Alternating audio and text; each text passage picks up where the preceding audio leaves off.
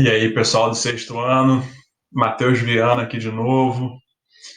Dessa vez a gente vai estudar as camadas da atmosfera e as massas de ar, continuando aí o nosso estudo sobre a atmosfera terrestre, certo? Então, vamos lá.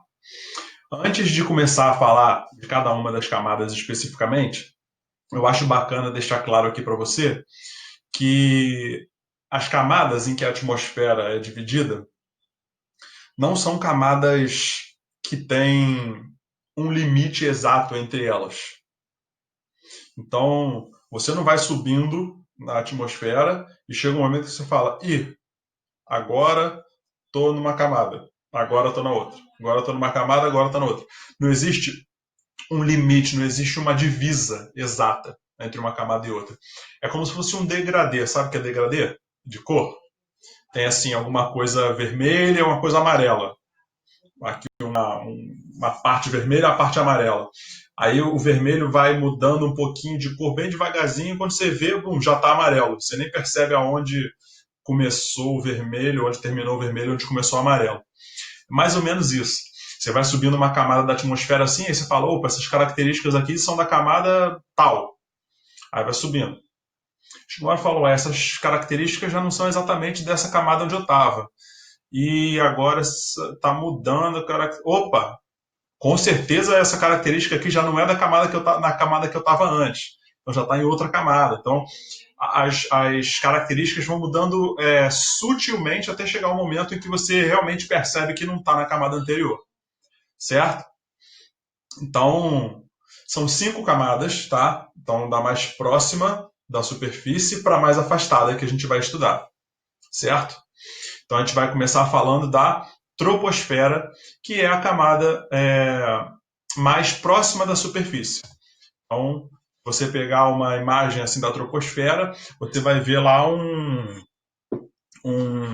você vê aí o oceano, vê a areia, a praia, umas montanhas, tá vendo? Então, isso é a camada mais próxima, né? Obviamente. Qual a altitude? Até que altura, até que distância do mar vai a troposfera? 10 quilômetros. Claro, se você for procurar na internet, você vai ver 10 quilômetros, vai ver 12, vai ver 15, isso vai variar um pouco, tá? Mas só para você ter uma ideia. Repara que de zero, que é o nível do mar, até 10 quilômetros, a espessura da troposfera é de 10 quilômetros, certo? Então, para você ter uma ideia, assim, para você ter uma noção, o ponto mais alto da crosta terrestre é o Monte Everest.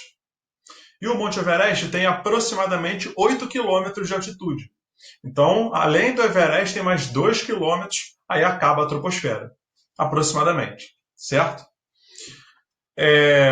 Uma característica bacana, importante da troposfera é a ocorrência dos fenômenos meteorológicos. Então, vento, chuva, raio, neve, furacão, tornado, os fenômenos meteorológicos, granizo, os fenômenos meteorológicos ocorrem na primeira camada da atmosfera, que se chama troposfera. A troposfera ela é a camada com maior concentração de gás e oxigênio. Na verdade, é a camada com maior concentração de ar, no geral. Se o ar, no geral, está mais concentrado na troposfera, obviamente, o gás oxigênio também vai estar concentrado, também vai estar mais concentrado aqui na troposfera. Repara que eu botei um O2 grandão para você ver que tem muito gás oxigênio na troposfera, certo? Só que, infelizmente, como é a camada em que o ser humano vive, os poluentes produzidos pela espécie humana também estão em maior concentração na troposfera. Representei as coisas esquisitas aí. Certo? Então, você tem aí a poluição muito mais concentrada na troposfera do que nas outras camadas. É na troposfera também que ocorrem as viagens de balão. Sabe aquele balão que tem a cestinha que as pessoas vão em cima, aí o balão vai, enfim. Essas viagens de balão também ocorrem na troposfera. Não dá para ir mais numa altitude maior do que essa, certo? A troposfera ainda, falando sobre ela, é a camada em que ocorre a maioria das viagens de avião. Repara que eu falei maioria, então significa que existem viagens de avião que não ocorrem na troposfera. Mas a gente vai falar disso daqui a pouquinho. Aí a gente passa para a segunda camada. Lembra que eu estou indo de baixo para cima. Então a segunda camada se chama estratosfera. Aí, ó, a segunda camada. A altitude varia dos 10 quilômetros, que é a altitude final da troposfera. Então, se a troposfera vai até aqui, a estratosfera começa aqui. Então, vai de 10 a 50 quilômetros. Repara, a espessura da troposfera é 10 quilômetros, da estratosfera é 40, é muito maior. Tá bom? A troposfera é só a camadinha, é a mais fina de todas. É aquela em que a gente vive, mais próxima da superfície. Estratosfera é a segunda. Na estratosfera, a quantidade de ar, no geral, é bem baixa. E a gente viu na composição dos gases da atmosfera que um desses gases é o vapor d'água. Então a quantidade de vapor d'água na estratosfera é quase inexistente. Olha lá, representei com um H2O bem pequenininho. E o gás oxigênio, que está em grande concentração na troposfera, na estratosfera também tem uma concentração baixa. Olha lá, botei o O2 bem pequenininho também. Só que existe um gás que tem uma concentração grande na estratosfera. Esse gás é o ozônio. E ele forma uma camada chamada camada de ozônio, que a gente já viu quando a gente estudou o ozônio lá nos gases da atmosfera. Que ajuda, que protege a superfície terrestre contra a chegada de grandes quantidades de radiação ultravioleta. A gente vai falar mais especificamente da camada de ozônio semana que vem, certo? Então, estratosfera, pouquíssima água, pouquíssimo gás oxigênio e camada de ozônio. Além disso, os aviões supersônicos viajam na estratosfera. Supersônico significa acima do som, acima da velocidade do som. O avião é mais rápido do que o som, o supersônico, tá? Então é muito importante que viaje em condições estáveis. Então, se ele ficar na troposfera, ele está sujeito às condições meteorológicas que podem não ser as ideais para uma viagem tão rápida. Além disso, pelo mesmo motivo, quando a viagem de avião é muito longa, ela ocorre na estratosfera. Pelo mesmo motivo, para evitar os fenômenos meteorológicos da troposfera. Então, se vai sair daqui para muito distante, a chance de pegar turbulência na troposfera é muito grande. Então, ele vai até a estratosfera, faz a viagem, faz o trajeto e volta. Certo? E tem uma informação que não é muito bacana de dar, mas que é interessante, enfim. As explosões atômicas podem chegar até a estratosfera. Aquele cogumelo da explosão, a bomba estoura, faz aquele cogumelo, dá aquela, parece aquela fumaça, aquele fogo, pode ir tão alto ao ponto de alcançar a estratosfera. Certo? Mesosfera. A terceira, lembra meso? É meio. Então, das 5 camadas, a do meio, que é a terceira, né? 1, 2, 3, se chama mesosfera. Então, é a terceira camada mais próxima da superfície. Olha aí, a superfície, troposfera, estratosfera, mesosfera. A altitude varia dos 50 quilômetros de onde acaba a estratosfera até 80 quilômetros. Repara, são 30 quilômetros de espessura na mesosfera. Então, ela é menor do que a estratosfera e maior do que a troposfera. A troposfera tem 10, estou exagerando, ó, tem 10, estratosfera tem 40 e a mesosfera tem 30. Certo? A mesosfera ela também é rica em ozônio, em O3. Só que não existe uma estrutura que forme uma camada de ozônio. O ozônio está espalhado por toda a mesosfera. As temperaturas da mesosfera são baixas, muito baixas mesmo. É uma tendência, né? Quanto mais alto, menor a temperatura. Então é uma tendência que a mesosfera cumpre. A quarta camada, mais próxima à superfície, ou a segunda mais distante, é a termosfera ou ionosfera. Eu vou falar sobre o motivo desses dois nomes, são sinônimos. Você pode chamar a quarta camada tanto de termosfera quanto de ionosfera, dá no mesmo, certo? A altitude varia dos 80, onde acaba a mesosfera, até 450 quilômetros. Repara, a gente viu que a troposfera tem 10 quilômetros de espessura, a estratosfera tem 40, a mesosfera tem 30 e a termosfera tem 370 quilômetros de espessura, porque ela vai de 80 até 450. É muito maior do que as outras que a gente viu até agora. É a mais extensa de todas. A termosfera é mais extensa até do que a última. Então, a camada mais extensa é a termosfera.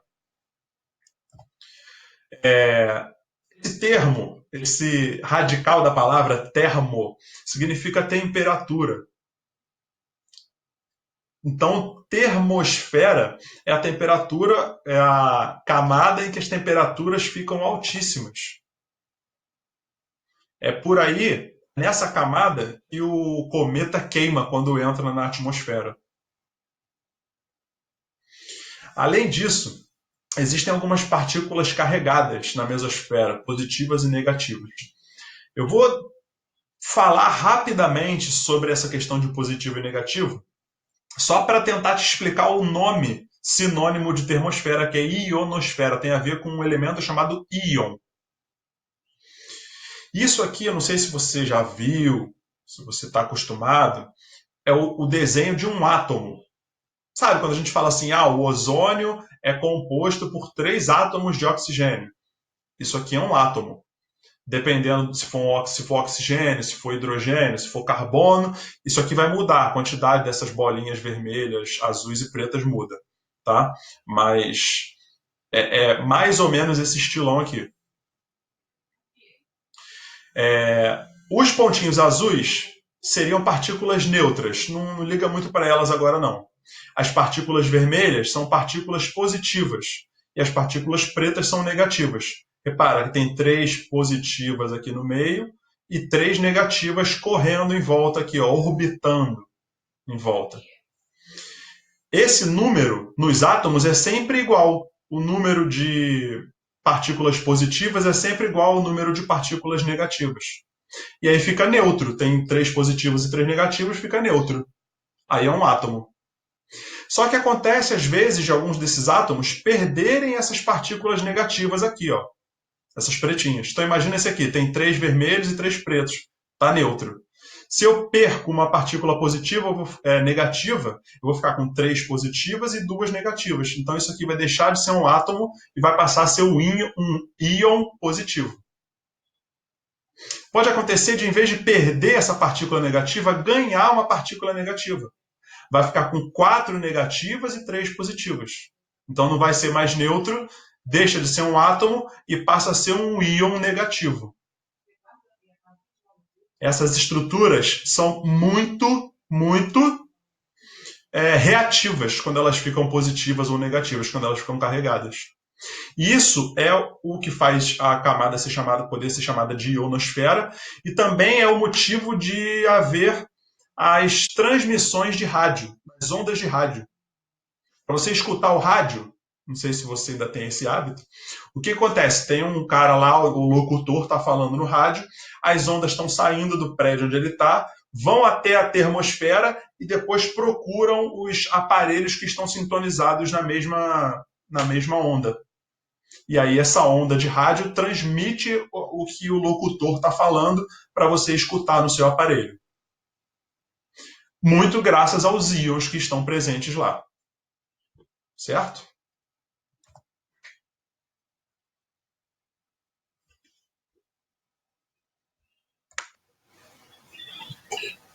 Um outro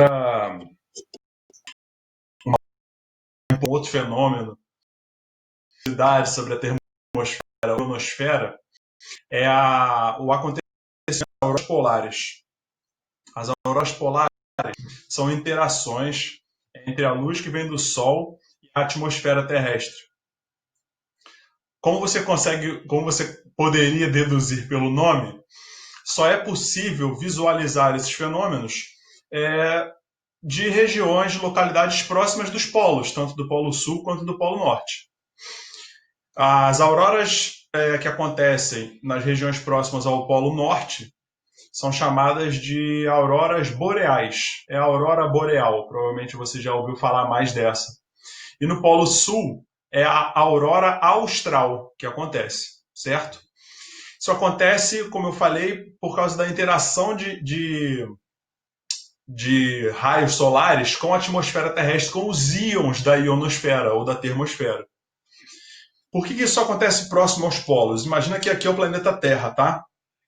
O raio solar que vem direto, ele simplesmente entra na atmosfera e você enxerga a luz do Sol chegando até você. Mas quem está próximo dos polos, às vezes a luz que vem do Sol ia passar direto, sem chegar à superfície da Terra. E aí, quando ela bate na termosfera e reage e interage com os íons da termosfera, essa luz se separa em vários raios coloridos, direções diferentes. É um fenômeno muito bonito, certo? Por isso que só é viável vê-los dos polos ou das regiões próximas aos polos. A camada mais distante da superfície é a quinta, que se chama exosfera. Esse exo é de externo. Então é a camada mais externa, mais distante da superfície terrestre. A altitude varia de 450 quilômetros a 850. Desculpa, a 800. 450 quilômetros, que é onde acaba a termosfera, até onde acabar a atmosfera, que é aproximadamente a 800 quilômetros da superfície. Repara como são 350 quilômetros de espessura.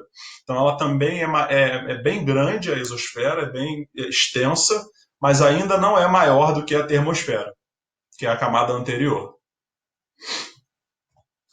O limite é onde acaba a atmosfera terrestre e onde começa o espaço sideral. Olha aqui, você consegue ver o azul mais escuro, a exosfera, aí na imagem. Acabou o azul, começa o preto, que é o espaço sideral. Então a exosfera é o limite. E é na exosfera que os satélites artificiais orbitam na atmosfera. O satélite GPS, posição global por satélite, né? Satélite, posição global. É a sigla em inglês, né? Enfim, é graças a esses satélites que estão orbitando na exosfera que você consegue se localizar aí pelo GPS do seu telefone, tá bom? E vários outros GPS, obviamente. Massas de ar. O que é uma massa de ar? É um aglomerado de ar, obviamente, com temperatura, pressão e umidade próprias. Então, elas se deslocam pela atmosfera, mantendo essas três características: temperatura, pressão e umidade. As características das massas de ar são as mesmas dos locais onde elas se formam. Então, se ela se forma num lugar frio, ela vai ser uma massa de ar frio. Se ela se forma num lugar úmido, a massa de ar vai ser úmida. Se se forma num lugar de alta pressão, vai ser uma massa de ar com alta pressão. Olha aí, se o ambiente for quente, seco e de baixa pressão, a massa de ar, mesmo que ela se desloque daquele ambiente, ela vai ser quente, seca e de baixa pressão. Apesar dessas características, as massas de ar costumam ser chamadas pela temperatura. Então você tem as massas de ar quente e as massas de ar fria. Ou frias, né, porque são massas de ar, ou de ar frio, pode usar também se referindo ao ar, tá? Massas de ar frio. Tanto faz. Obviamente, as massas de ar quente podem ser secas, úmidas, de baixa pressão, de alta pressão. As massas de ar fria podem ser podem ser secas, podem ser úmidas, de baixa pressão, alta pressão. Mas elas são nomeadas pelas temperaturas delas, certo? Quando as massas de ar se deslocam, a meteorologia consegue prever o tempo. Por isso existe a previsão do tempo, de acordo com o movimento, com deslocamentos de massa de ar, para prever como vai ficar o tempo em determinada região. Quando uma massa de ar desloca outra diferente dela e assume o lugar, então aqui tem uma massa de ar, vem outra de outra temperatura, desloca essa daqui e assume a posição dela, a gente chama isso de frente. Então, tá vendo aí? Eu peguei a mesma imagem e botei de cabeça para baixo, tá? Então você tem aí no primeiro retângulo de cima, você tem do lado direito uma massa de ar. Se vem uma massa de ar diferente, aí eu só inverti, entendeu? Botei de cabeça para baixo. E desloca essa massa de ar que estava ali, passa a ocupar o lugar, a gente chama isso aí de frente. Se a massa que foi deslocada, ou melhor, se a massa que deslocou a outra é fria, olha aí, a massa de ar quente, a massa de ar fria tira essa massa de ar quente do lugar e assume o lugar dela. A gente chama isso de frente fria. Porque agora é a massa de ar fria que está ocupando aquele espaço que era de uma massa de ar quente. Frente fria. Você já ouviu esse termo? Ah, está chegando uma frente fria aí no Rio de Janeiro. É isso, porque tem uma massa de ar quente que vai ser deslocada daqui a pouquinho pela massa de ar fria que está chegando ali, ó. Aí ela desloca, assume o lugar e a gente chama isso de frente fria. As duas principais consequências da frente fria são pelo mesmo motivo. O nevoeiro causa. O que acontece? Tá quente aqui. De repente chega uma massa, tem uma massa de ar quente parada aqui. De repente chega uma massa de ar frio. Essa massa de ar desloca a massa de ar quente. Então a umidade que estava ali condensa, porque fica frio. O que acontece com o vapor d'água quando você esfria? Ele vira líquido. Se tiver em pequena quantidade, ele dá aquele nevoeiro, dá aquela névoa, aquela fumaça. Se tiver em grande quantidade, aí cai. A água cai, o peso fica muito grande, a água cai, que é o que a gente chama de chuva. Então são as duas principais consequências das frentes frias, além, obviamente, da diminuição da temperatura.